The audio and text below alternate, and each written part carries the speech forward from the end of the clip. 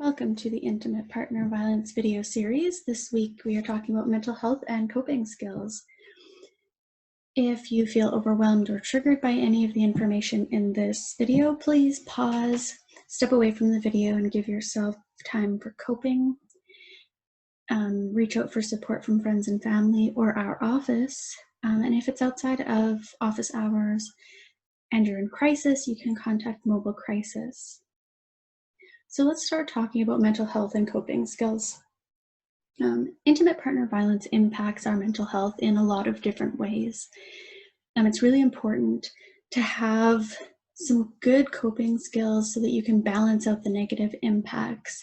And that's important whether you're currently experiencing intimate partner violence or whether you're healing from intimate partner violence, because sometimes the impacts on our mental health can last for quite a while after we've left. And so, today we're going to talk about some of the impacts and some positive coping skills so that you can start healing.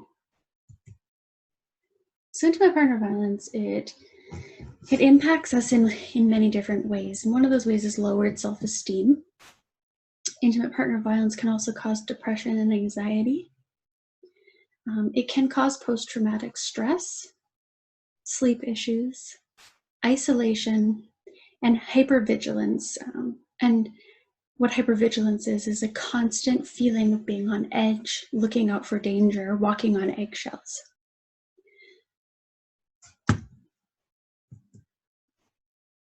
There are unhealthy coping skills.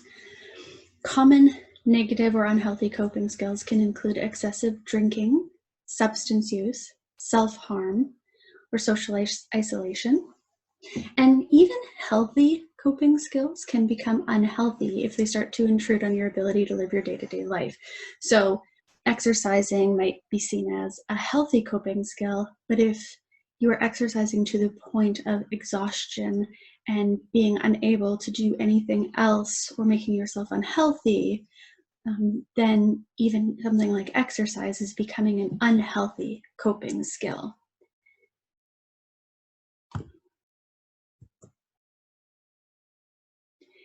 Healthy coping skills, there are many different options. Exercise is a good coping skill, moving your body, building up endorphins, making social connections, journaling, therapy or support group, spending time in nature, taking care of your physical health, starting a hobby, doing art, grounding and regulation, and breathing. And some people are a bit surprised by some of the things on this list, like taking care of your health or breathing. But really, coping and self-care, it starts at the very basic level of, are you eating well? Are you sleeping enough? Are you taking care of your body, drinking enough water? And do you remember to breathe? Because when we are in a state of anxiety, hypervigilance, dealing with post-traumatic stress, those things, we tend to forget to breathe deeply. And that can cause us to stay in that anxious state. Also, it's important to balance that when you're doing these coping skills, it's not just all about distraction, and it's not just all about physical health care, but that it's, we're dealing with our emotional self-care and our mental self-care, physical self-care, spiritual self-care, and really trying to find some things that are gonna help us with all of those areas of our being. The resources for this week have a wonderful handout on different types of self-care and different ways to make sure that it's balanced. So check that out on the website. Now, why does healthy coping help?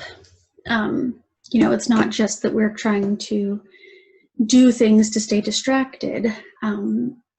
Having healthy coping skills actually helps in a lot of ways. It reduces stress. It offers improved resilience, or what's known as grit, And grit is the ability to deal with something difficult, get knocked down, and then get back up and keep going. Healthy coping allows you to feel supported and not alone. It lessens depression and anxiety, can help you improve your self-esteem, help you build healthy relationships, give you feelings of safety and security, and improve your overall health. So when we're taking time to do healthy coping skills, to take care of ourselves, our overall health improves, our mental health improves, our emotional health improves. We can start having healthy relationships in our lives, and we can really, truly build a better, safer, happier life for ourselves and our families and our kids and our friends, right? So check out the resources. There's some really excellent ideas on healthy coping skills. Take some time to read through them or work on them at your own pace.